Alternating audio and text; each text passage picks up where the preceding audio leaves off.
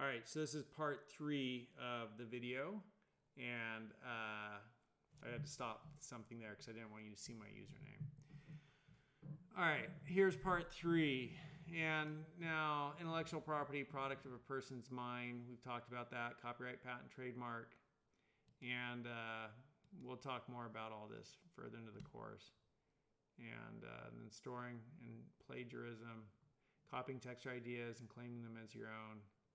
All right, you shouldn't do it. And you just need to quote people. And then, digital manipulations, the new warfare.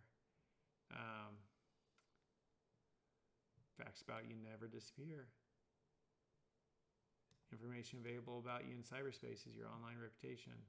Improve and update your personal profiles, create content on relevant sites, post frequently, be vigilant. Whatever. I don't know how useful that is. But I mean, like, if you went back and looked at, when I was younger, I used to make some pretty, I don't know. I mean, like, everybody, right? Like, anyhow, it's tricky. All right, that's week 8. Thank you for tuning in. Keep going. Keep doing it. Have grit. Don't quit. That's how you succeed as a student. Just keep doing it. You're going to do great. See you next week.